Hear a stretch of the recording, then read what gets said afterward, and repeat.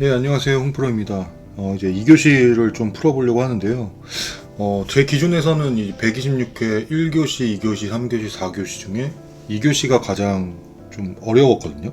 사고 사례에 대한 내용도 두 문제나 좀 포함이 되어 있었고요. 사실 2교시가 제일 점수가 나오기가 까다롭지 않나 싶습니다. 그 2교시부터 4교시까지는 6문제 중에 4문제를 선택하거든요.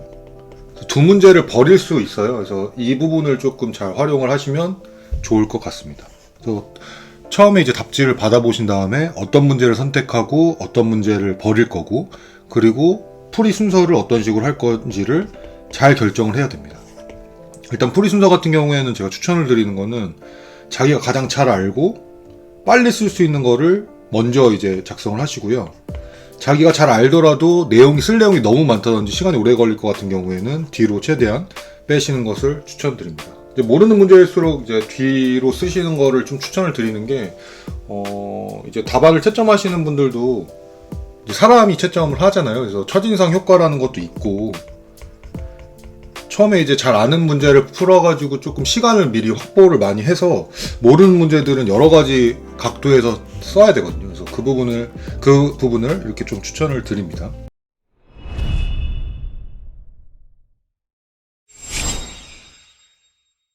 일단은 2교시 1번 문제부터 좀 풀이를 해보겠습니다. 암모니아 냉동기를 사용하는 곳에서 배관의 용접 부위가 파열된 사례가 가끔 발생되고 있다. 이건 그냥 예시고요. 이와 유사한 사례로 액상 암모니아를 담아 판매하는 이동용 압력 용기를 일정 시간 사용 후 정기 검사 시 내압 시험을 실시하는 과정에서 압력 용기가 파열되어 검사자 한 명이 사망하는 사고가 발생한 적이 있다. 용기의 재원과 사고 계략도를 참조하여 제시된 범주 내에서 원인과 재발 방지 대책을 설명하시오. 그래서 결과적으로는 꼭 써야 되는 내용이 사고의 원인, 그리고 재발 방지 대책을 설명을 해야 되거든요. 근데 이게 지금 액상 암모니아를 포커스로 하시지 말고, 제 생각에는 내압 시험 때 이제 그러니까 내압 시험 시에 압력 용기가 파열돼가지고 검사자 한 명이 사망했다는 거에 포커스를 맞추고 푸시면 좋을 것 같아요. 이제 뭐 암모니아 충전 용기기는 하는데 결과적으로는 이제 시험 중에 이제 발생을 했기 때문에 이제 물리적 폭발이라고 보고 기술을 해야 될 것 같습니다. 이 부분에 좀 포커스를 맞춰서 답안을 작성하셔야 될 것 같고요. 최근에 이제 좀 그러니까 제가 사실 이 사고 사례를 좀 찾아보려고 했는데 이거와 똑같은 사고 사례를 찾지는 못했거든요. 근데 최근에 이제 좀 비슷한 사고 사례가 발생을 했습니다. 그래가지고 뭐 아주 똑같진 않지만 어쨌든 이제 검사 중에 뭐 화학적 폭발이 아니라 물리적 폭발에서 이제 사망자가 발생하는 사고. 제가 이거를 딱 처음에 봤을 때는 이게 진짜 검사 중에 이런 사고가 발생할 수 있을까 싶었거든요. 그래서 이게 사실 문제가 이렇게 좀 출제가 되었고, 유사한 이제 내압 시험, 뭐 기밀 시험인지 내압 시험인지 좀 확인을 해봐야겠지만 어쨌든 여수에서 비슷한 사고가 발생을 해가지고요. 그 부분에 대해서도 한번 좀 알고 계시면 좋을 것 같습니다. 그래서 압력 용기에서 암모니아 충전 용기를 했고 사용 압력이 114 psi, 그리고 시험 압력 같은 경우에 500 psi인데 300 psi에서 이제 파단이 났거든요. 그리고 재질 같은 경우에 저온용 탄소강, 내경 길이 이렇게 돼 있고 최소 두께 이런 식으로 돼 있습니다. 나이트로젠으로 시험을 한 것 같아요. 그러니까 내압 시험 같은 경우에도 수압이랑 기압이 있지 않습니까? 그 중에 기압으로 한 것으로 추측이 되어집니다. 그래서 이 부분이 파단이 나서 실제 피해자한테 피지컬하게 이제 충격을 줬던 사고라고 보시면 됩니다. 일단 제가 이렇게 보라색은 제 그냥 간략한 내용을 썼거든요. 그래서 이게 사실 기존에 이 여수에서 사고 나기 전에 이제 좀 제가 풀이를 한 거였는데 특이한 사고여서 조사를 해보려고 했는데 관련 정보를 얻지는 못했고, 내압 시험, 특히 이제 기압 시험에서 압력 용기가 파열해서 검사자가 사망한 것에 중점을 두고 기술해야 될 것 같다. 물질은 상대적으로 덜 중요해 보이거든요. 그래서 저는 이제 풀이했을 때 물질을 아예 작성을 하지 않았고요. 뭐 내경 곱하기 길이, 최소 두께 이 부분에 대해서 좀 기술을 하면 좋을 것 같기도 한데, 저 같은 경우에는 사실 이게 좀 기계 안전에 가까운 내용인 것 같기도 하고요. 그리고 이제 뭐라고 해야 되지? 일정 기간 사용한 후에 정기 검사에 이렇게 좀 사고가 난 거여가지고 재질, 내경, 최소 두께에 대해서 너무 깊게 쓸 필요가 있을까라는 생각은 듭니다. 만약에 이 부분에 대해서 좀 잘 알고 계시면은 작성을 하셔도 너무 좋을 것 같습니다. 일단 개요 같은 경우에는 제가 지금 말씀드렸던 뭐 내압 시험에는 수압 및 기압으로 돼 있다 이렇게 좀 작성을 하고, 뭐 고압가스 안전관리법에서는 이 압력, 그러니까 수압 시험과 기압 시험의 압력을 뭐 예를 들면 뭐 상용 압력의 1.5배, 기압 시험 같은 경우에 1.25배, 뭐 위험물 안전관리법에서는 둘 다 동일하게 1.5배, 1.5배 이런 식으로 시험을 해야 된다. 이렇게 좀 작성을 하시면 좋을 것 같고요. 그리고 기본적으로는 수압에 의해서 실시를 하고, 물을 채우는 것이 좀 부적당한 경우에만 기체 압력에 의해서 사용할 수 있다고 이렇게 기술이 되어 있거든요. 그리고 이 부분이 굉장히 중요한데, 내압 시험 등을 공기 등의 기체 압력에 의해 하는 경우에는 상용 압력의 50%까지 승합을 하고, 지금 여기 같은 경우에는 500psi가 사실 테스트 압력, 그러니까 맥스 테스트 압력인데 300psi에서 파단이 났거든요. 저는 어떤 식으로 기술을 했냐면, 그러니까 그러면 이제 250psi에서 일정 기간 동안 이제 승합을 하고 계속 이제 10%씩 단계적으로 해야 되는데, 그 부분이 조금 미흡하지 않았나 싶습니다. 그렇게 좀 예측을 한 상태에서 사고 원인이라든지 뭐 대책 같은 경우에 제가 기술을 했고요. 그래서 일단은 상용 압력이 50%까지 승합한 다음에 10%씩 단계적으로 승합해서 뭐 누설이 이상이 없고 결과적으로 이렇게 이상이 없어야 된다 뭐 이런 식으로 기술이 돼 있고요.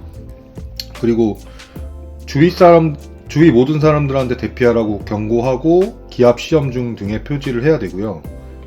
이게 법적인 내용이에요. 요구사항이에요. 그리고 기압 시험에 필요한 최소 인원으로 시험을 실시하고, 관측 등을 하는 경우에는 적절한 방호시설 하에서 실시. 사실 이 부분이 안 된 거죠. 방호시설 하에서 실시하지 못했던 케이스. 그리고 실시한 장소 및 주위를 잘 정돈하고 긴급한 경우에 대피하기 좋도록 인체에 피해가 발생하지 않도록 조치를 해야 된다. 이 부분도 굉장히 중요하다고 생각이 들어집니다. 그래서 사고 원인 같은 경우에는 자 일단 이렇게 좀 추측을 해서 썼어요. 사실 500psi면은 뭐 250psi까지 승합한 다음에 10%씩 단계적으로 승합을 해야 되는데, 해당 정차를 미순수해서 순간적으로 과압이 발생한 것으로 추측됨, 이런 식으로 작성을 했고요. 압력 조절 장치랑 압력 방출 장치가 미흡하다라고 좀 썼습니다. 이거 보면은 간략한 P&Id가 있는데 모르겠습니다. 이제 프레셔 조절을 어떤 식으로 하는지 디테일하게 나와 있지는 않아가지고 그런 식으로 일단 간략하게 썼고요. 그리고 2-2 같은 경우는 기압 시험 하기 전에 비파괴 검사를 실시를 해야 된다고 돼 있더라고요. 그래서 그 부분에 대해서 미실시가 됐고, 근데 제가 조금 혼돈되는 부분은 이동식 압력 용기에도 비파괴 검사를 해야 되는지는 조금 의문이긴 합니다. 어쨌든 법적인 리퀘어먼트이기 때문에 비파괴 검사 미실시한 것도 좀 작성을 했고, 내압 시험 시 완전조치 불량 이 부분에 대해서 좀 썼습니다. 이거는 굉장히 사실 클리어하죠. 왜냐면 관측 필요할 경우에는 적절한 방호시설 하에서 실시를 해야 되는데 그런 게 없었으니까요. 그리고 이제 재발 방지 대책 같은 경우에는 기압 검사 시에는 관리자 승인이 필요하다. 그래서 관리자 승인할 때 일반적으로 수압 시험으로 해야 되는데 아래의 경우만 관리자 승인 하에 기압 시험으로 해야 된다라고 썼거든요. 뭐 물에 의한 오염 부식, 그러니까 물로 인해서 뭐 뭔가 피해가 있다든지, 그러니까 수압 검사를 부득이하게 못하는 경우, 이런 경우에만 기압 검사를 해야 되고, 왜냐면 이제 위험도가 훨씬 높으니까요. 그리고 내압 시험 규정 준수 이 부분은 50%까지 천천히 승합하고 10%씩 서서히 승합을 해서 시험 압력에 도달해야 된다. 그럼 예를 들면 250ps까지 하고 10% 500psi 10%니까 이제 50psi씩 상승을 해가지고 시험 압력 500psi에 도달해야 된다. 그리고 온도 잘 유지해야 되고, 압력이 안정된 후에 최저 10분간을 이제 유지를 해야 되고, 압력계는 이것도 법적인 리퀘어먼트 제가 기억을 하는데, 최대 눈금이 내압 압력의 1.5배 이상 3배 이하의 것을 2개 사용해야 된다. 이 부분도 좀 작성을 해주시면 좋을 것 같습니다. 3-3 같은 경우에는 제가 조금 헷갈리긴 하는데 어쨌든 압력 방출 장치를 설치해야 된다고 이렇게 써 있더라고요. 근데 지금 같은 경우에는 사실 테스트 압보다 낮은 압에서 터진 거기 때문에 이게 크게 뭐 도움이 되지는 않을 것 같은데 어쨌든 이 부분에 대한 내용도 한번 기술을 해 보았습니다.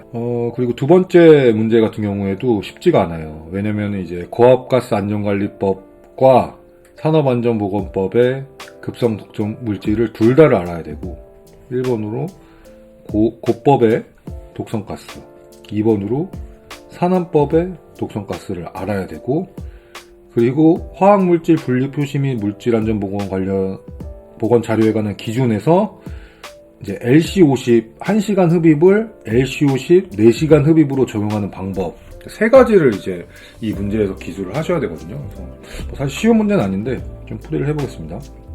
일반적으로는 고법의 독성가스는 모르실 수도 있지 않나 싶어요. 첫 번째 이제 독성가스, 고법에서 독성가스 같은 경우에는 뭐 여러 가지 이렇게 길게 이렇게 정의가 돼 있긴 한데 가장 중요한 거는 5000ppm 이하다. 허용 농도의 5000ppm 이하. 그게 무슨 말이냐면은 1시간 동안 계속하여 노출시킬 경우에 2주 내로 그 힌지의 2분의 1 이상 죽게 되는 농도가 5000ppm 이하인 것을 독성가스라고 정의를 합니다. 예를 들면 이게 6000ppm, 7000ppm 같은 경우에는 그 양이 많아야지만 그 힌지의 2분의 1 이상을 죽게 되는 가스 농도이기 때문에 그거는 이제 독성가스가 아니고요.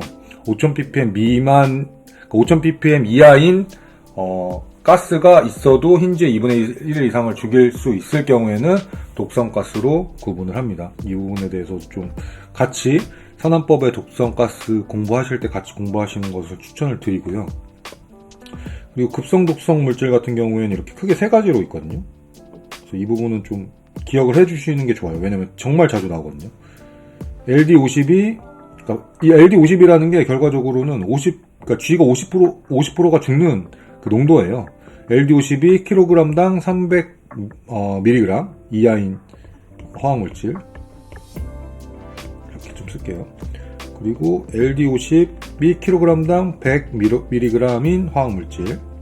이거는 이제 경피고, 이건 경구. 그러니까 입으로 먹었을 때랑 피부에 닿았을 때. 피부 같은 경우에 경피 같은 경우에는 1000mg/kg. 그리고 가스 같은 경우에는 LC50, G 4시간 흡입이거든요. 2500ppm 이하인 물질. 그리고 증기 같은 경우에는 뭐 동일하게 4시간 흡입이고 10mg/L 이하인 물질.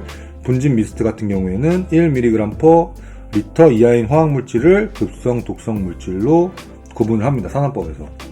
근데 지금 이게 문제가 나왔던 게 세 번째로 1시간 흡입에서 얻어진 기준의 시험 자료를 4시간 흡입으로 적용하는 방법에 대해 설명하시오. 이렇게 작성이 돼 있잖아요. 그래서 지금 이 산안법 같은 경우에는 4시간 기준이거든요. 그리고 고법 같은 경우에 1시간 기준. 그러니까 1시간 기준에 5000ppm, 4시간 기준에 2500ppm이거든요. 그래서 이걸 어떤 식으로 환산할 거냐라는 겁니다. 그래서 환산하는 방법은 일단은 기본은 산안법의 4시간 노출 시험을 기준으로 하는데 1시간 노출 시험에서 얻어진 기존 시험 자료를 이용할 경우에는 가스 및 증기는 2로 나누고 분진과 미스트는 4로 나눠서 분류 기준에 적용을 합니다. 그래서 예를 들면은 1시간 기준에 이게 똑같은 얘기인데 이게 지금 고법에서는 1시간 기준에 5000ppm 이하면은 이제 독성가스거든요. 그리고 산안법 같은 경우에는 4시간 기준에 2500ppm 이하일 경우에는 독성 기준이에요. 근데 이 고법의 1시간에서 5000ppm이라는 게 4시간으로 만약에 환산을 하면 가스랑 증기는 2로 나누면 된다는 거예요. 4시간이면 2500ppm이다. 그리고 분진과 미스트는 4로 나누어서 분류 기준을 적용하면 된다 라고 작성을 해주시면 될 것 같습니다. 이게 뭐 스퀘어 인버스로라는 그 간단한 공식을 활용해가지고 계산을 하는 거거든요. 뭐 소음이라든지 뭐 이런 기준치 같은 경우에 그러니까 간략한 환산식이라고 이해하고 계시면 됩니다. 이제 3번 한번 풀어보겠습니다. 이제 정전기 예방을 위하여 설계 단계부터 고려해야 될 안전 기준에 대하여 설명을 하시오. 이거는 제가 여러 가지 뭐 코샤라든지 고노브 고시 여기 코샷 여기도 있고 좀 확인을 해서 좀 작성을 했는데, 이런 문제는 정말 마지막에 선택을 하셔야 되거든요. 만약에 선택을 하시려면. 왜냐면은 답이 정말로 많이 다양하게 나올 수가 있기 때문에 이거는 최대한 시간을, 그러니까 다른 문제로 시간을 먼저 좀 벌어 놓으시고 마지막에 여러 가지를 생각을 하시면서 최대한 많이 기술을 하시는 것을 추천을 드립니다. 일단 개요로 예를 들면 저는 어떤 식으로 구성을 했냐면, 정전기에 대해서 좀 설명을 좀 했고요. 결과적으로 이제 정전기를 예방을 하는 목적 자체가, 정전기가 이제 화재 폭발, 연소 마찬가지긴 한데, 가연물, 산소, 점화원이 있어야지 이런 연소 화재 폭발이 발생을 하는 거잖아요. 근데 그러니까 정전기라는 게 결국엔 점화원의 역할을 하거든요. 그래서 정전기를 방지하려는 최종 목표가 연소 화재 폭발을 방지하려는 목적이거든요. 그래서 정전기의 점화 위험성을 제거해야 된다. 그래서 그 점화 위험성을 어떤 식으로 제거를 하냐면 인화성 혼합물을 제거한다든지, 전화 생성 및 축적되는 공정 또는 제품을 변경해가지고 정전기 발생을 억제한다든지, 전화를 중화를 한다든지 이런 식으로 해야 된다 라고 간략하게 좀 작성을 해 놓을 것 같습니다. 이렇게 작성을 해 놓고 시작을 할 것 같아요.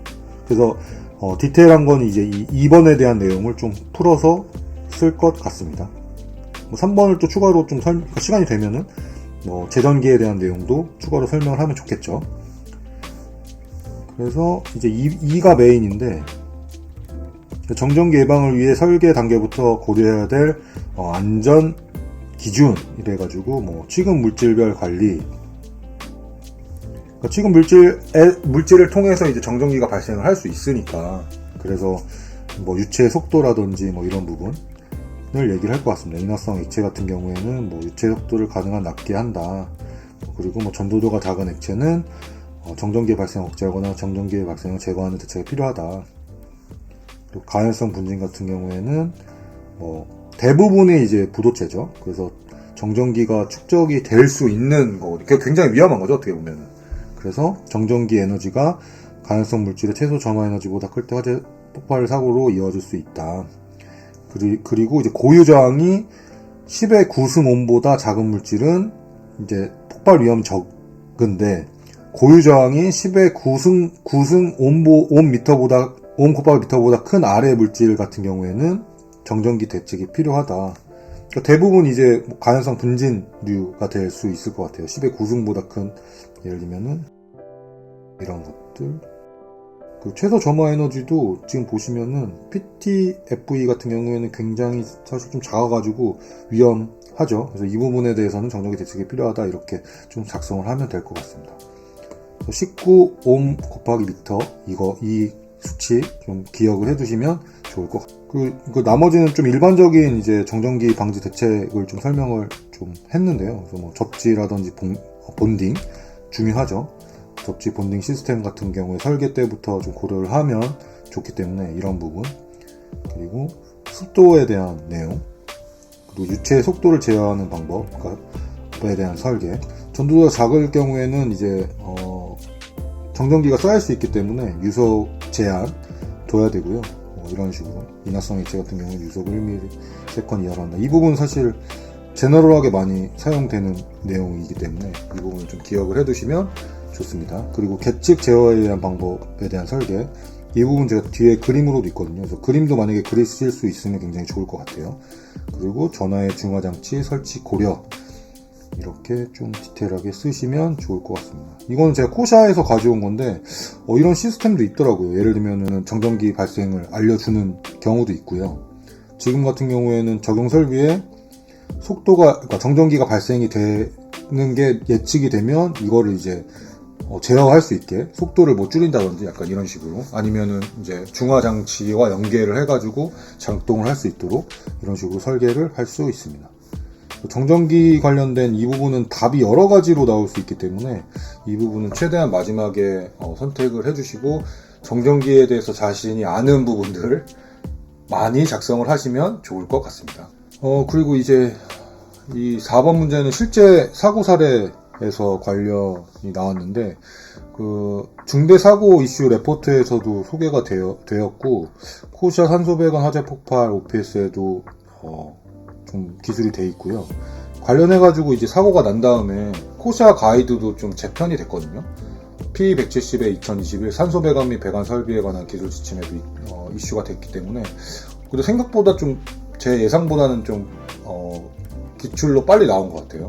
어쨌든 이 부분에 대해서 좀 설명을 드리겠습니다. 기체 상태의 고압가스를 취급하는 배관에서 급속한 화재 사고가 2차례 발생했거든요. 그래서 각각 3명씩 6분이 이제 돌아가시는 사망 사고가 있었고요. 첫 번째 같은 경우에는 304 스테인리스강, 두 번째 같은 경우에는 탄소강이었습니다. 그래서 이제 산소 배관에서 급속한 화재에 발생되는 원인 및 재발 방지 대책을 설명하시고, 결과적으로 이제 문제에서 작성을 해야 되는 거는 산소 배관에서 급속한 화재가 발생하는 원인, 그리고 재발 방지 대책, 이렇게 좀 작성을 하시면 좋을 것 같습니다. 그래서 일단은 이렇게 원인 재발 방지 대책으로 바로 가기 전에 저 같은 경우에는 산소에 대한 물리화학적 특성이라든지 법적 규제 현황을 좀 설명을 하면 좋을 것 같다고 생각을 해가지고 이런 식으로 좀 구성을 했고요. 잘 아시는 것처럼 강렬한 산화제고 공기보다 무겁기 때문에 밑으로 깔리는 거죠. 그러니까 확산이 되지 않는 무거운 가스이기 때문에 벤틸레이션이라든지 이런 부분이 굉장히 중요하고요.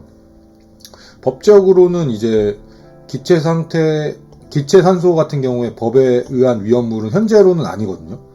그래서 그 부분도 조금 알고 계시면 좋을 것 같아요. 그러니까 이제 액체 산소랑 고체 산소는 이제 위험물로 분류가 되는데, 산화성 액체 및 고체 위험물로 분류가 되는데, 기체 산소는 현재까지로는 위험물로는 분류가 되지 않습니다. 이 부분 좀 참고로 알아두시면 좋을 것 같고요. 그래서 산소 배관에서 이제 화재 폭발의 주요 원인을 좀 이렇게 설명을 해봤습니다. 점화 메커니즘이라든지 조건, 기후 요인, 이런 식으로 좀 설명을 했고, 그리고 이제 첫 번째 사고는 이제 이제 스테인리스 강에서 그러니까 배관의 재질이 304 스테인리스 강이었는데, 2014년 7월에 새로 설치한 밸브 궤도 조절 중 화재가 발생한 사고입니다. 그래서 이것도 비슷한 게 이제 방막 폭갱처럼 이렇게 좀 비슷해가지고 123회였나 출제가 됐던 걸로 제가 기억을 하거든요. 이 사고 사례만 해가지고 1교시에 문제로 출제가 됐던 걸로 제가 기억을 하는데, 감압 밸브 등에 주입된 그리스 등이 산소와 충돌 또는 반응, 급격한 조작에 따른 마찰력, 단열 압축 현상에 의해 발화된 것으로 추측이 되어집니다. 첫 번째 사고. 그리고 두 번째 사고는 이제 최근에 발생된 노후된 산소 공장 철거를 위해 잠궜던 산소 차단 밸브를 다시 열면서 이제 화재가 발생을 했거든요. 근데 이제 첫 번째로는 일반 탄소광을 썼던 거, 이건 무조건 기술을 하셔야 될 것 같고요. 문제에서도 나왔으니까요. 그리고 두 번째는 산소 내 금속 입자 존재 및 발견됐거든요. 그리고 세 번째로 차단 밸브 조작 전후단의 균합 조치가 소했었습니다. 그리고 재발 방지 대책 같은 경우에는 첫 번째로 이제 적절한 재질이 선정이 돼야 됩니다.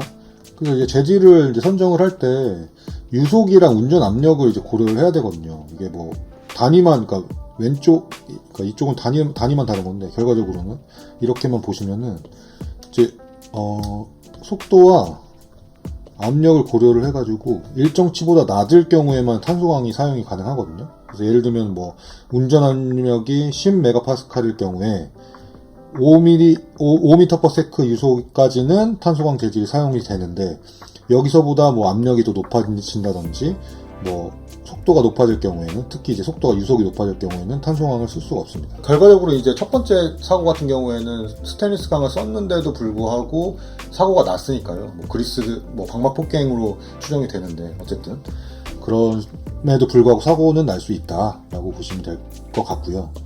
차단 밸브 조작 전후단의 균합 조치, 균합 배관 설치하는 것을 추천을 드립니다. 그리고 뭐 탄소 배관 같은 경우에는 정기 점검을 해야 되고요. 그리고 3-4 같은 경우에는 이제 프로시저럴한 방법인데, 사전 위험성 주지 교육을 실시를 해야 된다. 이 정도로 좀 작성을 하면 좋을 것 같습니다. 5번 시작하도록 하겠습니다. 5번도 이제 정전기에 관련된 내용인데, 파이프렉에 설치된 배관은 길이 방향 일정 간격마다 배관 간에 등전이 본딩을 실시를 하고 본딩선은 접지를 한다. 등전이 본딩을 실시한 이유를 설명하시오.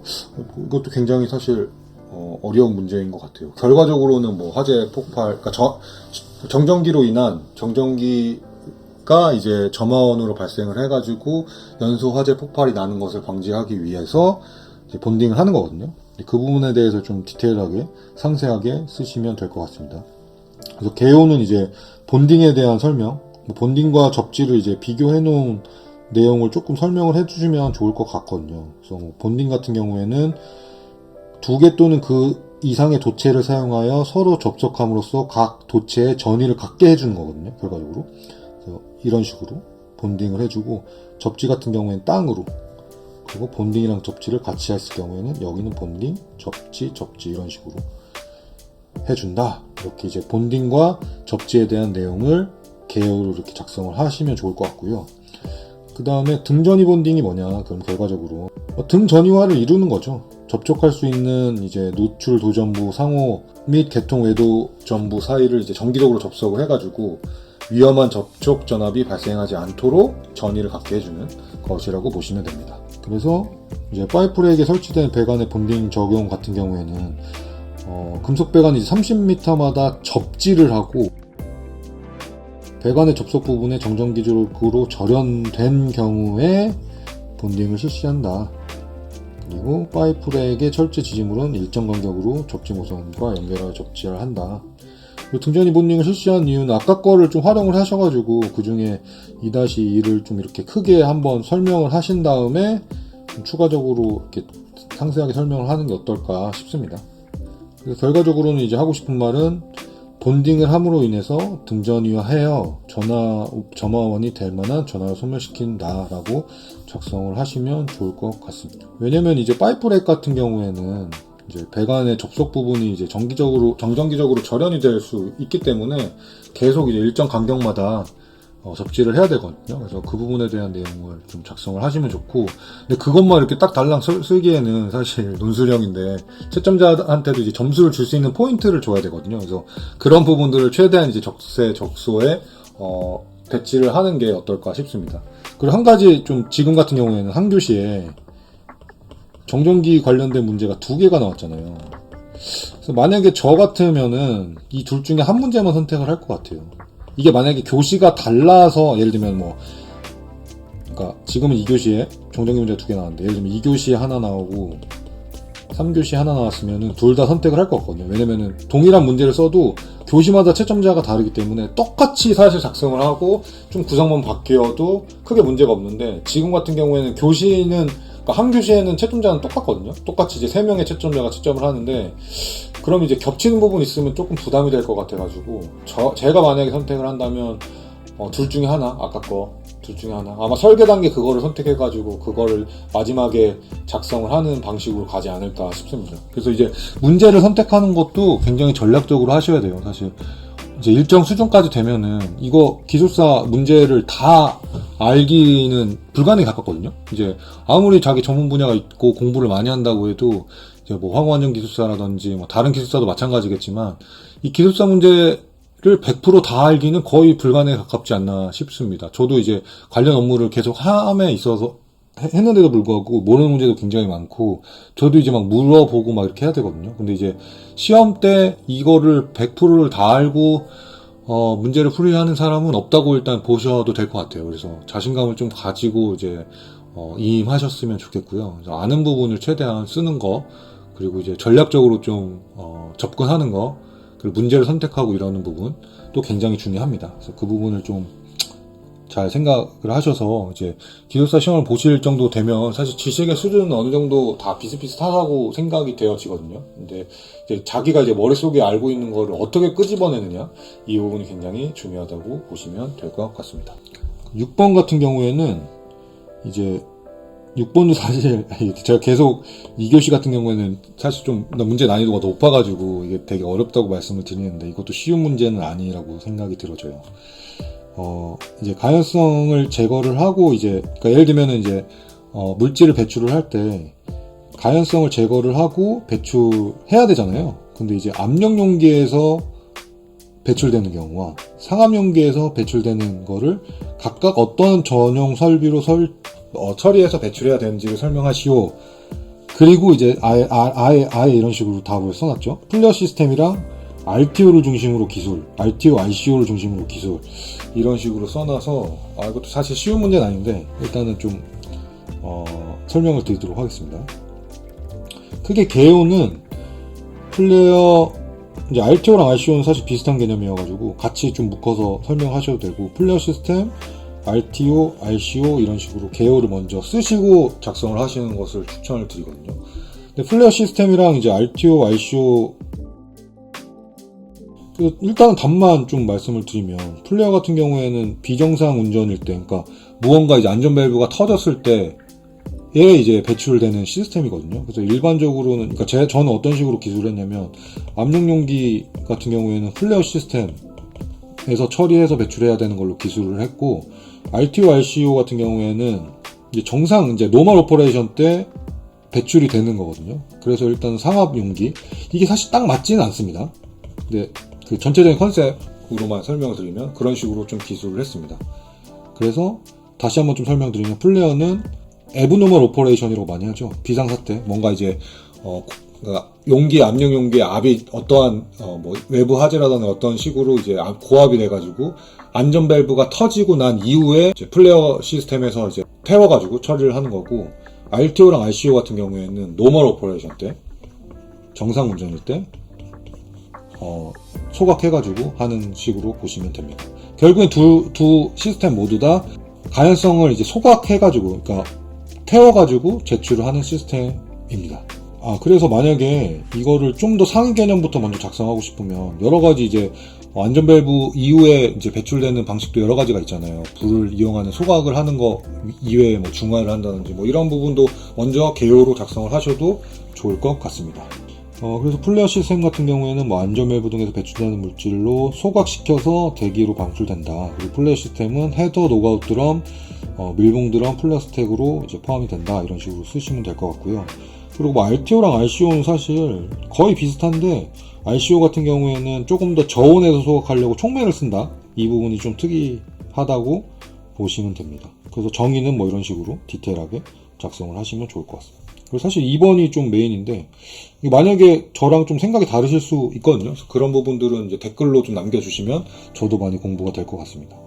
RTO랑 RCO 같은 경우에는 정상 운전 중에 일정하게 배출되어 나가는 가스를 이제 연속으로 소각시켜 주는 장치고요. 플레이어 스택 같은 경우에는 이제 비정상 상태, 앱노멀 상태에 안전 밸브가 터져가지고 갑작스럽게 배출되는 가스를 소각시켜주는 장치. 결과적으로 둘 다 뭐 소각이 마찬가지인데, 그래서 결론은 일반적으로 RTO, RCO 같은 경우에는 상압에서 배출되는 가연성 물질을 처리하고, 플레이어 스택 같은 경우에는 고압에서 배출되는 가연성 물질을 처리한다. 이런 식으로 답을 작성을 했습니다. 그리고 뭐 두 번째, 세 번째는 어떻게 보면 좀 추가적인 내용인데, 볼라타일 오르가닉 컴파운드를 처리하는 환경적인 처리 설비고, 플레이어 시스템은 뭐 안전 설비다. 그리고 뭐 세 번째 같은 경우에는 이제 보조연료 공급, 파일럿 가스, 플레이어는 파일럿 가스, 뭐 RTO는 보조연료 공급, 그런 데 대한 내용에 대해서 좀 기술을 해봤습니다.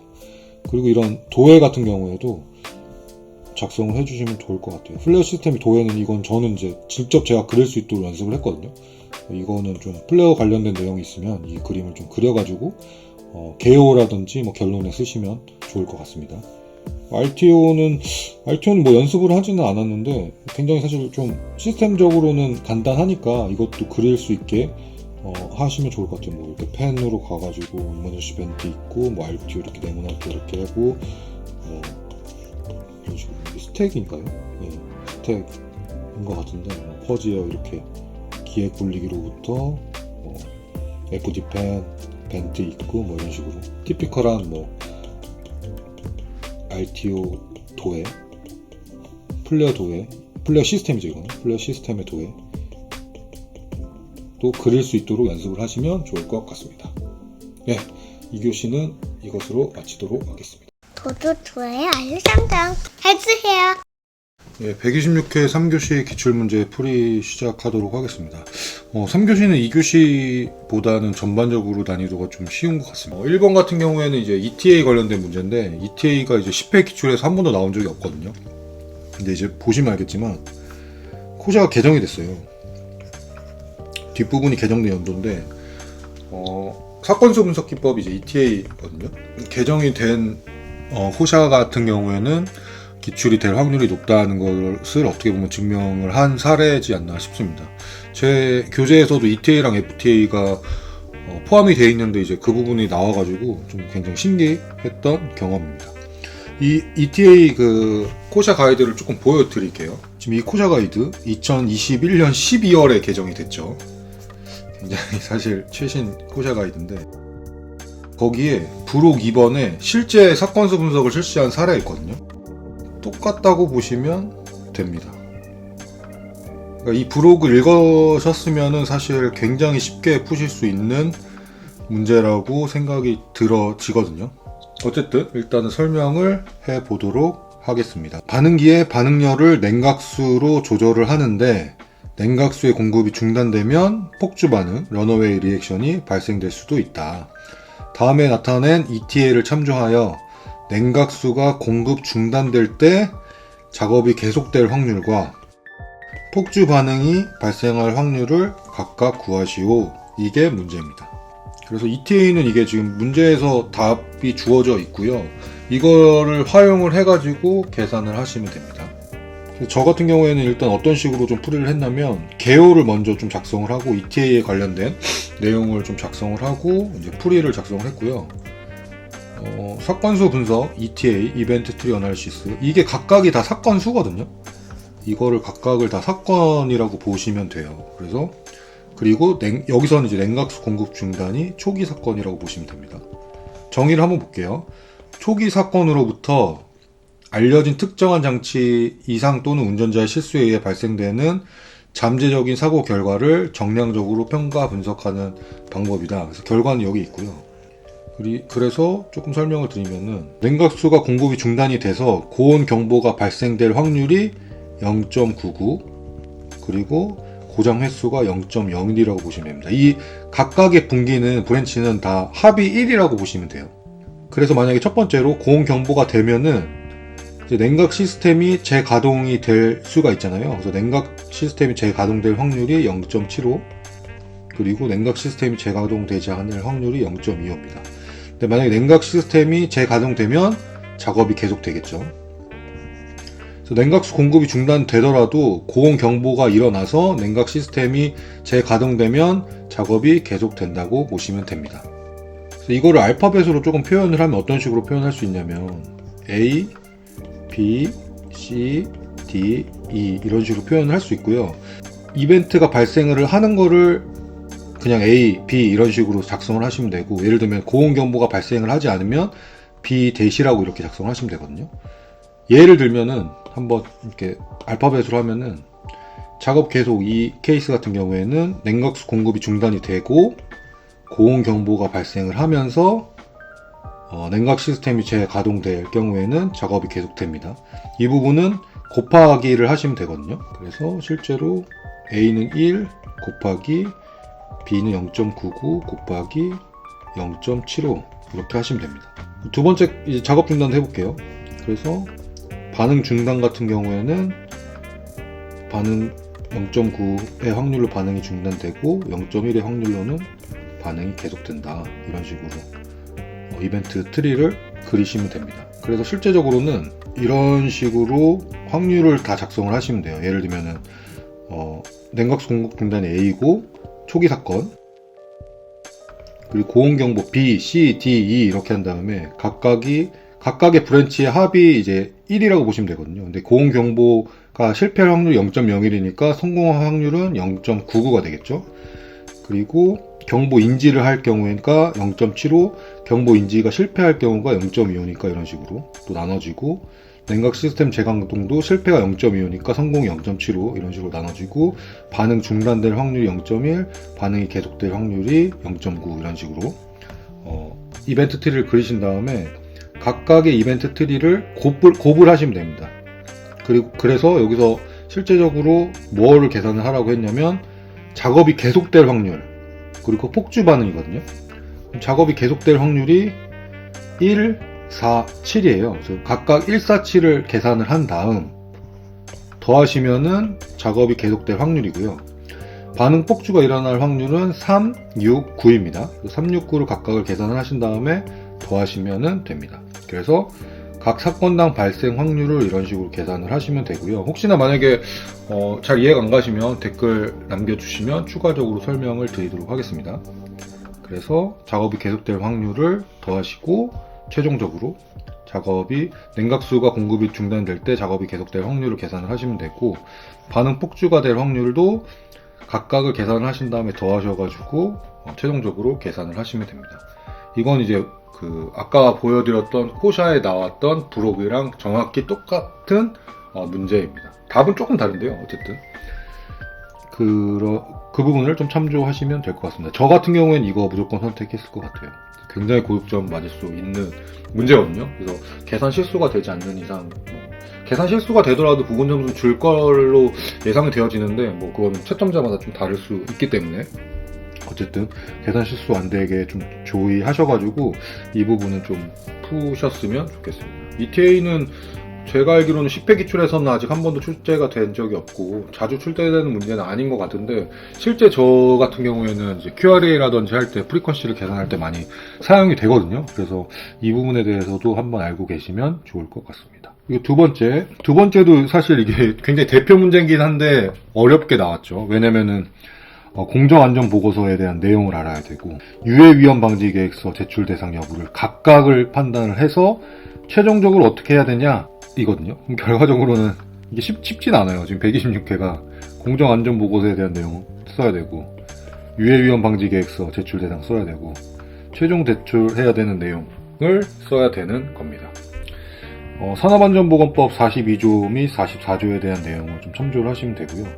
첫 번째로 개요는 각각에 대한 설명, 유해방지 계획서, 공정안전보고서에 대한 정의를 좀 작성을 해주시면 좋을 것 같고요. 첫 번째로 이제 유해위험방지계획서 제출 대상 여부부터 좀 보면 사실 제출해야 되거든요.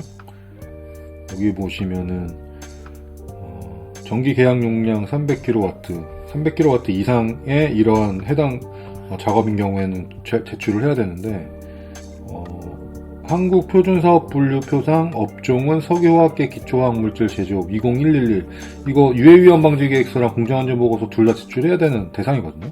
잠깐 보여드릴게요. 유해위험방지계획서 같은 경우에 전기계약 용량 300kW 이상이고 기초화학물질 제조업이므로 이제 해야 됩니다. 기초 유기화학물질 제조업에 석유화학계 기초화학물질 제조업이 이렇게 포함이 되어 있고요. 공정안전보고서도 마찬가지로 제출 대상입니다. 20111 업종 분류.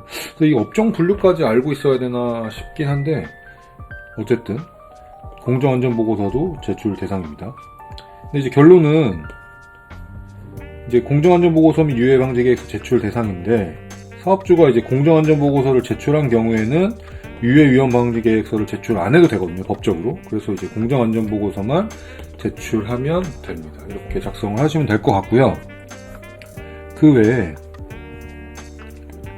여기 보면 이제 5인 미만의 사업장이라고 작성이 되어 있는데, 5인 미만 사업장도 공정안전보고서랑 유해위험방지계획서 제출해야 되거든요. 이것도 법이 개정이 됐었어요. 불산사고 이후에 개정이 됐기 때문에 5인 미만이어도 제출을 해야 됩니다.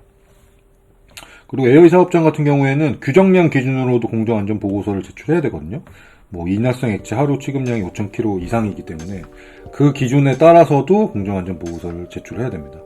다시 한번 돌아가서 좀 설명을 드리면, 여기 이렇게 헷갈리는 부분이 이렇게 있어요. 예를 들면 상시근로자 4명이다. 이거 지금 5명 미만인 경우에도 유해위험방지계획서랑 PSM 공정안전보고서 제출해야 되거든요.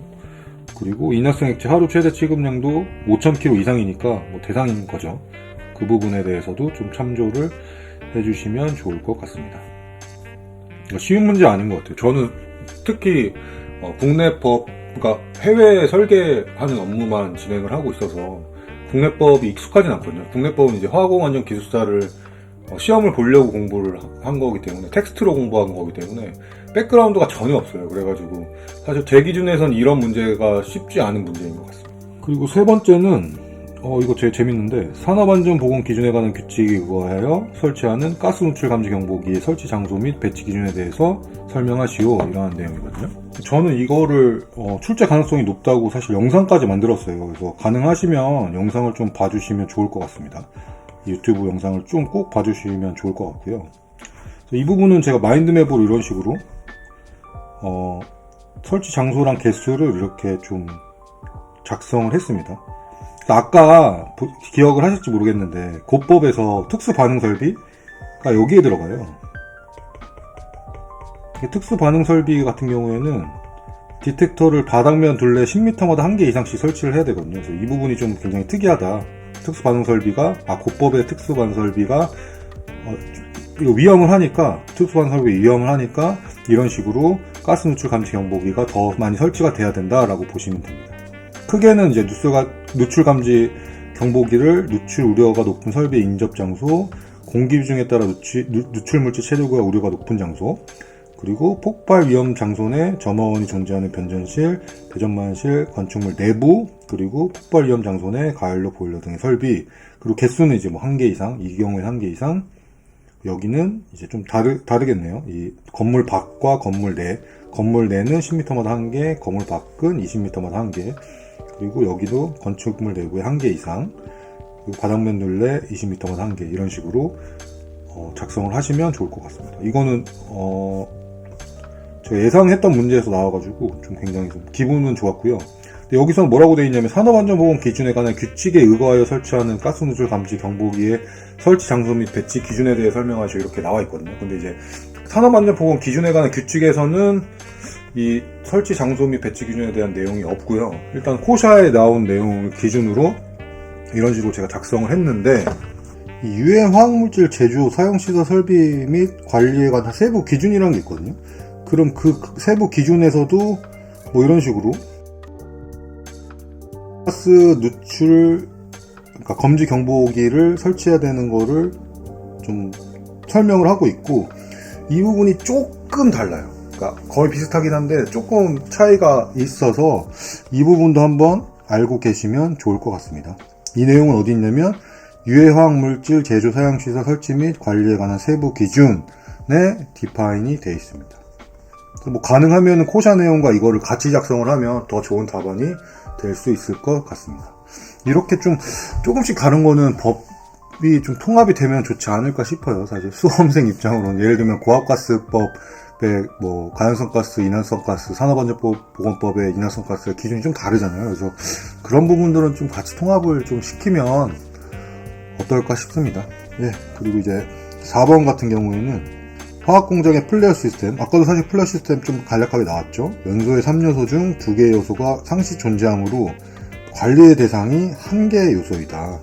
이 1개의 요소가 무엇이고 어떻게 관리를 하면 되느냐, 이거거든요. 일단 연소의 3요소에 대해서 좀 써야 되죠. 연소의 3요소는 가연물, 산소, 점원. 이건 뭐 그림을 좀 그리셔도 되고요. 근데 이제 여기서 가연물과 점원은 항상 있다고 가정을 해야 될 것 같습니다.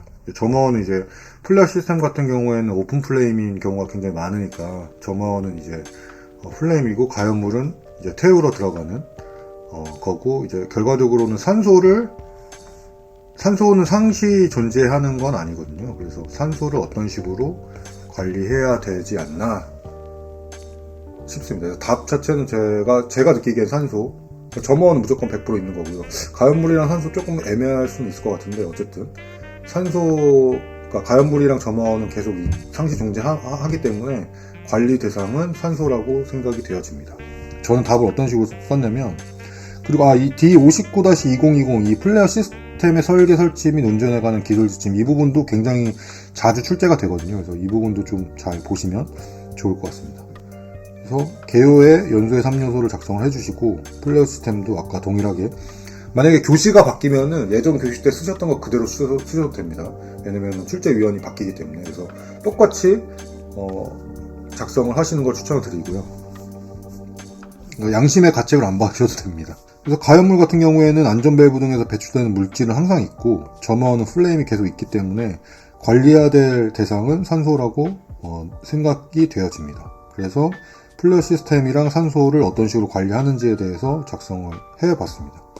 첫 번째로는 이제 운전할 때 산소 관련 주의사항 같은 경우에 상시 스팀 질소가스등으로 퍼지를 해둬야 된다. 그래서 산소 농도가 1000ppm 이하가 되도록 조절을 해야 되고요.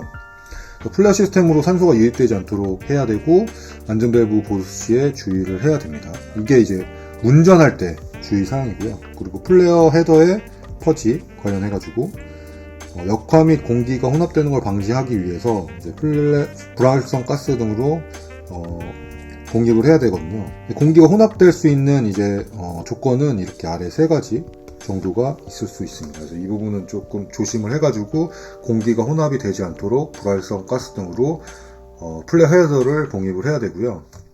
그리고 이제 뭐 봉입 자체, 그러니까 퍼지 자체는 이제 질소 등 불활성 가스를 사용하는 것을 원칙으로 해야 됩니다. 간혹 이제 연료가스를 사용하는 경우가 있는 것 같아요. 그리고 이제 건식실을 설치를 해서 예를 들면 몰레큘러실을 설치한 경우에는 장치압의 산소 농도를 0.1% 미만으로 유지를 할 수 있고 벨로시티실을 설치할 경우에는 4에서 8% 유지할 수 있다. 몰레큘러실이랑 벨로시티실도 그림을 그릴 수 있으실 정도로 연습을 하시는 걸 좀 추천을 드리고요. 건식실 따로도 굉장히 사실 기출에 문제가 많거든요. 그래서 건식실 자체 몰레큘러실이랑 벨로시티실도 구분을 해두시면 좋을 것 같습니다. 교재에는 다 이런 내용들은 포함을 해놨습니다. 5번도 사실 이게 코샤 내용을 그대로 출제가 된 내용인데 화학공장 범용적으로 사용하는 펌프의 설계 조건을 설명하시오. 이것도 이제 코샤를 한번 보신 분은 좀 쉽게 쓰실 수 있을 것 같고 이게 머릿속엔 있는데 쓰기 좀 어려운 타입의 문제일 것 같아요. 저 같은 경우에도 이거를 선택을 실제 만약에 시험을 보러 갔는데 이 문제가 나왔으면 선택을 했을지 안 했을지 모르겠어요. 근데 3교시 같은 경우에는 제가 좋아하는 문제들이 많았기 때문에 아마 이제 선택을 안 했을 수도 있을 것 같습니다. 그 D37-2012의 소제목으로 이런 식으로 나와 있기 때문에 이거 보시면 사실 쉽게 푸실 수 있는 문제입니다. 일반적으로는 원심 펌프를 얘기하겠죠. 원심 펌프를 얘기할 것 같은데 어쨌든 개요에는 뭐 원심 펌프랑 용접시 펌프를 간략하게 설명을 해주시는 걸 추천을 드리고 두 번째 이제 펌프 설계 조건에서 여기 보면 용량, 양정, 유효 양정 이렇게 작성이 되어 있잖아요. 그래서 용량, 양정, 유효 양정 이렇게 기술을 하시면 좋을 것 같습니다. 이 부분은 사실 제가 D-37-2012의 내용을 좀 기반으로 썼어요. 그거에 플러스 추가적으로 펌프 아시는 부분에 대해서 좀 작성을 하신다든지 그림을 그리시다든지 이런 것도 굉장히 좋을 것 같습니다.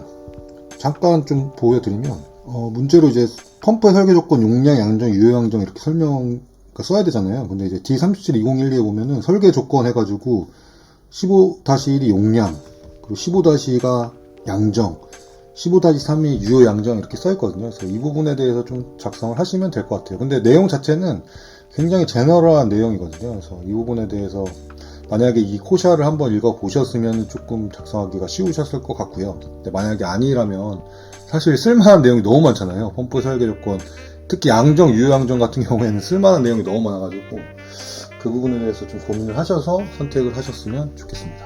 이건 코샤를 읽었냐 안 읽었냐에 따라서 고득점이냐 아니냐는 좀 갈릴 수가 있을 것 같고요.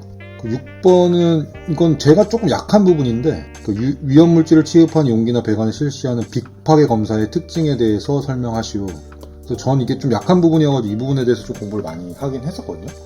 그래서 결과적으로는 이제 누출이 되지 않게 미리 사전에 이제 검사를 하는 방식이라고 보시면 될 것 같은데 그래서 개요에는 이제 빅파괴 검사의 이제 제너럴한 내용을 좀 설명을 하시면 좋을 것 같습니다. 빅파괴 검사란 용접부의 건전성을 확인하기 위해서 하며 방사선, 초음파, 어쩌고저쩌고 등을 말한다. 그래서 아래의 경우에는 100% 빅파괴 검사를 해야 됩니다. 넘버링이 좀 잘못됐네요. 가나다인데. 그러면 독성 물질을 취급하는 배관, 용접부 열처리를 하는 배관, 영하 30도 이하, 300도 이상인 경우에는 100% 빅파괴 검사를 실시를 해야 됩니다. 그리고 이거 외에 위험물질을 취급하는 배관의 두께가 10mm 이하인 경우에는 10% 이상, 10mm를 초과하는 경우에는 20% 이상의 빅파괴 검사를 실시를 해야 됩니다. 이제 방사선 투과 검사, 초음파 탐상 검사, 자분 탐상 검사 특징에 대해서 이제 설명을 해야 되거든요. 이 빅파괴 검사 중에 종류가 여러 가지가 있어요. 제가 이제 교재에서도 이렇게 빅파괴 검사를 조금 상세하게 설명을 했거든요. 그래서 그 종류가 여러 가지가 있는데 종류는 앞 글자를 따가지고 RUMVP 해가지고 음향 방출 탐사 시험, 어쿠스틱 에미션 테스트부터 이렇게 좀 도해랑 이런 식으로 작성을 했거든요. 그래서 방사선 투과 시험은 이런 식으로 설명을 했고, 장점, 단점 이렇게. 그리고 초음파 탐사 시험, 와전류 탐사법, 자분 탐상법, 그리고 유관 검사, 침투 탕산법 이런 식으로 도해랑 간략한 설명을 이렇게 제 교재에 작성을 해 두었습니다. 그래서 이 부분은 이제 디테일하게 보지는 않을 거고요. 이렇게 교재를 한번 쭉 보시면 좋을 것 같습니다. 지금 같은 경우에는 일단은 비파괴 검사 중에 방사선 투과 검사, 초음파 탐상 검사, 자분 탐사 검사의 특징에 대해서 설명하라고 이렇게 나와 있는데요. 이거 말고도 한 4가지 정도가 더 있거든요. 그래서 그걸 전체적으로 한번 좀 봐주셨으면 좋겠습니다. 이 비파괴 검사 관련돼 가지고도 계속 지금 기출에서도 문제가 나오고 있거든요. 그래서 이 부분을 한번 모아가지고 보시면 좋을 것 같고요. 제 교재 구매하신 분들은 이 비파괴 검사 섹션 5-2를 조금 디테일하게 보시면 좋을 것 같습니다. 이 5-1 같은 경우에는 이제 부식이거든요. 그래서 누출이 되지 않도록, 그러니까 부식이 되면 누출이 되잖아요. 그래서 누출이 되는 걸 방지하려고 부식에 대해서 공부를 하셔야 되고, 그리고 비파괴 검사 같은 경우에도 이제 누출이 되지 않도록 파괴를 하지 않고 검사를 하는 방법에 대해서 좀 기술을 해 두었습니다. 그래서 이 부분을 좀 한번 디테일하게 보시면 좋을 것 같습니다. 이렇게 이제 모든 거를 좀 그림으로 이렇게 같이 공부를 하시면 좋고요. 화공안전 기술사 같은 경우에도 그림을 그릴 수 있는 게 많지는 않은데, 최대한 이제 그림으로 표현하실 수 있는 것들은 그림으로 표현을 해주시면은 답안을 조금 더 풍성하게 작성하실 수 있습니다. 그래서 그렇게 좀 그림으로 할 수 있는 것들은 그림으로 해주시면 좋을 것 같고요. 제 교재에서도 이제 그림으로 할 수 있는 부분들은 최대한 그림으로 했거든요. 그래서 그 부분도 좀 상세하게 보시면 좋을 것 같습니다. 구독, 좋아요, 알림 설정 해주세요. 그리고 이제 4교시를 좀 풀이를 하려고 하는데요. 이제 4교시 1번 같은 경우에 FTA 관련된 내용입니다. 이 문제는 이제 FTA에서 정상 사상의 발생 확률을 구하는 건데요. FTA 같은 경우에도 지금 2021년에 코샤 가이드가 개정이 됐고요. 2020년 산업안전지도사 9번 문제랑 굉장히 유사하거든요. 그래서 그 부분이랑 같이 봐주시면 좋을 것 같습니다. 일단은 문제에서 FTA 그 다이아그램까지 그려져 있거든요. 그래서 그 부분에 대해서 그냥 계산만 하면 되는 거라고 보시면 됩니다. 그래서 저는 일단은 문제 풀이는 어떤 식으로 했냐면 개요에서 FTA에 대한 간략한 설명을 좀 했고요. 그리고 이제 기호 같은 경우에도 설명을 이런 식으로 했습니다. 그리고 나서 이렇게 풀이에 들어갔거든요. 일단은 조금 아셔야 될 게 이게 기본 사상들, 그리고 이게 중간 사상, 이게 정상 사상이거든요. 그래서 이제 그 기본 사상부터 이 정상 사상까지를 계산을 하면 되는데, 이게 OR 게이트입니다. 그 압력 스위치 한 개 고장 혹은 압력계 고장 둘 중에 하나라도 날 경우에는 이제 경보 지시계가 고장이 날 수 있거든요. 그게 이제 OR 게이트고요. 그리고 여기도 마찬가지로 비상정지 시스템 고장이 OR 게이트로 묶여 있습니다. 그리고 경보 지시계 고장과 비상정지 시스템의 고장이 같이 일어나야지만 반응기 과압이 일어나거든요. 그게 이제 엔드 게이트. 엔드 게이트는 굉장히 사실 좀 간단해요. 그래서 경보 지시계의 고장이랑 비상정지 시스템의 고장이 같이 일어나야지만 반응과압이 발생하기 때문에 고장률은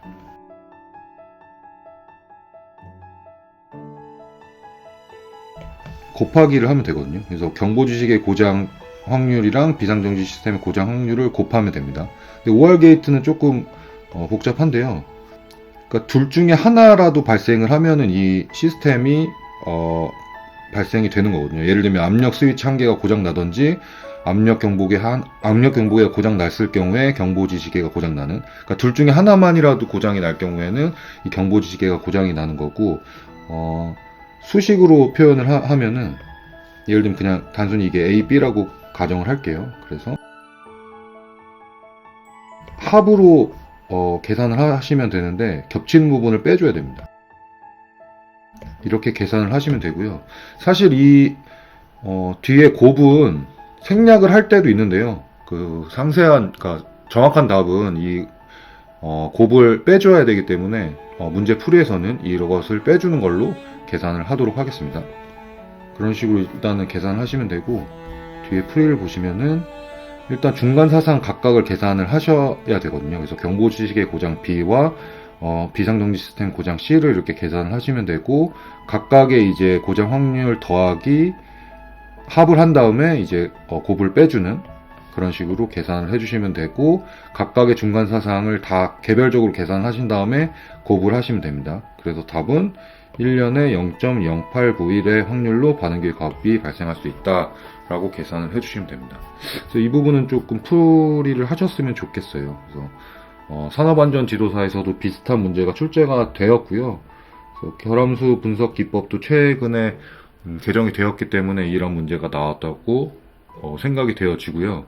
일단 뭐 추후에도 이론 문제로 출제가 충분히 될 수 있거든요. FTA랑 ETA, CCA 같이 묶어가지고 단답형으로 문제가 나온다든지 이런 식으로도 나올 수 있으니까 이 부분에 대해서도 공부를 해주셨으면 좋겠습니다. 그래서 이런 정의 같은 경우에도 좀 공부를 해주셨으면 좋겠습니다. 그리고 2번 같은 경우에는 이 문제는 사실 10회 기출할 때 이러한 유형의 문제를 본 적은 없고요.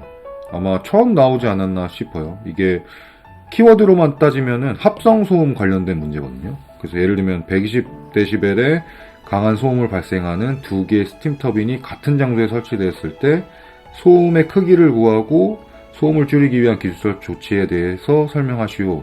그래서 문제는 사실 두 가지에 대해서 좀 설명을 해야 되고요. 그러니까 120dB의 스팀 터빈이 동시에 같은 장소에 설치되었을 때의 소음 크기 하나를 구하셔야 되고, 두 번째로는 소음을 줄이기 위한 기술적인 조치를 설명을 하셔야 됩니다. 일단은 저라면 이 문제는 선택을 안 할 것 같은데 어쨌든 풀이를 해보도록 하겠습니다. 전 어떤 식으로 좀 풀이를 했냐면, 제너럴한 소음에 대한 정의에 대해서 일단 좀 기술을 했고요. 시끄러워서 불쾌감을 만드는 소리로 이제 좀 정의를 했고, 화학공장 등에서는 과한 소음이 직업자 주의를 분산시켜 또 다른 사고 혹은 지시를 이행 못하는 경우가 발생할 수 있다. 이렇게 제너럴하게 좀 기술을 했습니다. 그리고 이제 합성소음 계산을 했는데요. 이게 식이 있어요. 그래서 이 식에 지금 같은 경우에는 120dB이니까 각각의 120dB, 120dB를 넣어서 풀이를 하시면 됩니다. 이거를 넣어서 풀이를 하시면 이 식을 기억을 하시면 좋을 것 같고요. 그래서 계산을 하면 123.01dB이 나옵니다. 이거 디테일한 계산은 제가 블로그에도 올려놨으니까요. 한번 참조하시면 좋을 것 같습니다. 그래서 스팀 터빈의 소음을 줄이기 위한 기술적 조치는 첫 번째로는 노이즈 인클로저인 것 같아요. 이제 방음 박스 설계할 수 있고요. 설비 환기도 고려를 해야 된다, 이런 식으로. 주파수 분석을 통해 저감하고자 하는 특정 주파수 대역을 설정할 수 있고, 차음 및 흡음재의 두께를 선정할 수 있다. 이런 노이즈 인클로저 그림도 그릴 수 있으면 좋을 것 같고요. 그리고 소음기, 사일렌서라든지 벤트 부분에 이제 소음 큰 곳에 설치할 수 있겠죠. 그리고 이제 아쿠스틱 인슐레이션 같은 부분을 좀 기술을 해 보았습니다. 3번 문제는 이건 좀 자주 출제되는 문제거든요. 이제 화염 방지기. 화염 방지기 같은 경우에도 코시아가 2019년인가 아마 개정이 됐을 거예요. 그래서 이 부분에 대해서도 지금 계속 출제가 되고 있고 사고 사례도 있잖아요. 그래서 이 부분에 대해서는 좀 공부를 하시면 좋을 것 같습니다. 대신 좀 어려웠던 거는 126회의 특성인지 화염 방지기에 대해서 산업안전보건법 및 이연물 안전관리법 각각 규정한 사항에 대해서 설명하시고, 이게 두 개를 다 알아야 되거든요. 그래서 그 부분이 조금 어렵지 않았을까 싶습니다. 일단은 화염 방지기, 산업안전보건법은 산업안전보건 기준에 관한 규칙 269조에 기술이 되어 있고요. 이제 위험물 안전관리법 같은 경우에는 위험물 안전관리법 시행규칙 별표 6에 기술이 되어 있습니다. 일단 개요는 일반적인 내용을 좀 기술을 했고요. 화염 방지기 같은 경우에는 가연성 가스 또는 인화성 액체를 저장하거나 수송한 설비 내부에 화재가 발생 시 폭염 및 폭갱, 화염이 인접 설비로 전파되지 않도록 차단하는 장치를 말한다. 이거 그림도 그리셔도 좋을 것 같아요. 화염 방지기. 시간이 되시면은 화염 방지기와 제 교조에는 좀 기술이 되어 있는데 인화 방지기 시간이 되시면은 도에도 조금 그리시면 좋을 것 같습니다. 일단은 답 해설만 좀 하도록 할게요. 그래서 산업안전보건법 규정사항 같은 경우에는 이런 식으로 인하점이 섭씨 38도 이상 60도 이하인 인화성 액체를 저장 취급할 때는 인화방지망을 설치해도 됩니다. 그러니까 화염 방지기를 설치 안 하고 인화방지망으로 대체를 해도 됩니다. 이 케이스 같은 경우에. 그 외에 인화성 액체 및 인화성 가스를 저장 취급하는 설비에 증기나 가스를 대기로 방출하는 경우에는 화염 방지기를 상단에 설치해야 된다. 이렇게 조금 산업안전보건법에는 제너럴하게 좀 작성이 되어 있고요. 위험물 안전관리법이 조금 더 디테일한 내용인 것 같아요. 그래서 위험물 안전관리법 규정사항 같은 경우에는 인하점 비슷한 얘기긴 한데 38도 미만의 화염 방지기 설치를 해야 되고 38도 이상인 경우에는 인화방지 장치 설치할 수 있고요. 인하점 70도 이상 같은 경우 혹은 운전온도가 인하점 미만인 경우에는 설치하지 않을 수 있다. 이런 내용이 있고요.